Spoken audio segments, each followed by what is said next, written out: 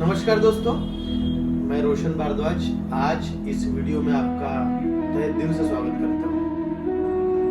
तो आज एक लीडरशिप की मानसिकता और एक लीडरशिप के सिद्धांत को मैं बताना चाहता हूँ। आपने देखा होगा कि जब हम बाहर रहते हैं और हम जब कई पक्षी हमको दिखते हैं जो दूर तक प्रवास करते हैं, कई हंसों के जो पूरे समूह को हमने देखा होगा जो वी आकार में हमको हमेशा दिखता है, आपने देखा होगा ना। तो एक दिन एक वैज्ञानिक ने इसे देखा और उसको ऐसा लगा कि इसके ऊपर मुझे रिसर्च करनी चाहिए। तो जब उसने रिसर्च की तो रिसर्च में उसने पाया कि नॉर्मल पक्षी जितने दूर तक उड़ता है उसी पक्षी जब वी आकार में उड़ता है तो उसकी जो रफ्तार है और उसकी उड़ने की जो क्षमता है वो 71% बढ़ जाती है। ये क्यों होता है? क्योंकि जब भी कोई पक्षी पंख फड़फड़ाता है तो पीछे उड़ रहे पक्षी के लिए उड़ना आसान हो जाता है और उसकी हवा की गति को काटने की क्षमता बढ़ जाती है, इसीलिए वो 71% तक दूर तक प्रवास कर पाते हैं। जब कोई पक्षी इस वी आकार से बाहर निकल आता है तो उसे उड़ने में दिक्कत आने लगती है, क्योंकि अब वो अकेला पड़ गया है। तो वो अपने वी आकार में वापस लौट आता है ताकि अपने साथी उड़ रहे पक्षी की ऊपर उठाने वाली जो ताकत है उसका इस्तेमाल कर सके, उसकी क्षमताओं का इस्तेमाल कर सके। जब सामने उड़ रहा पक्षी थक जाता है तो वो वी आकार से पीछे की ओर चल जाता है और उसी का कोई साथी सामने आकर उसकी जगह ले लेता है।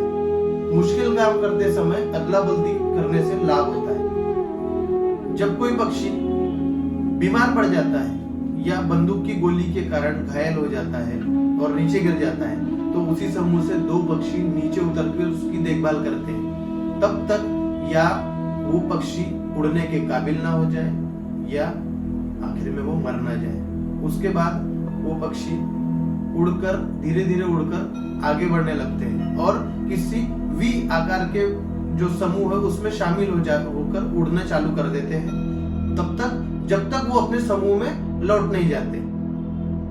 तो हमें भी ऐसा दिमाग होता तो कितना बढ़िया होता, और जब समूह की इस शक्ति का सब लोग इस्तेमाल कर पाते तो कितना बेहतरीन तरीके से पूरे समूह को आगे बढ़ाया जा सकता है।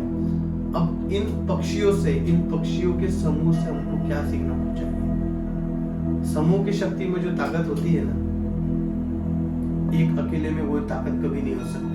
तो जो भी लीडरशिप की क्वालिटी जानना चाहता है, जो भी लीडरशिप को अपनाना चाहता है, उसको इन सब चीजों से, इस पक्षियों की समूह से हमको सीखना चाहिए कि जब सामने वाला पक्षी जब मेहनत करता है, सामने वाला पक्षी जब एक रास्ते को क्लियर कर लेता है तो पीछे वाले पक्षी को उड़ने में मदद मिलती है। वैसे ही हमारे साथ में भी ऐसा ही होता है। जब समूह का कोई हमारा लीडर जब मेहनत करके वो रास्ता बना लेता है तो उसके पीछे आने वाले जो लीडर्स होते हैं, उसके जो साथी होते हैं, उनको आगे बढ़ने में दिक्कत का जो सामना करने का जो ये होता है वो कम होता है।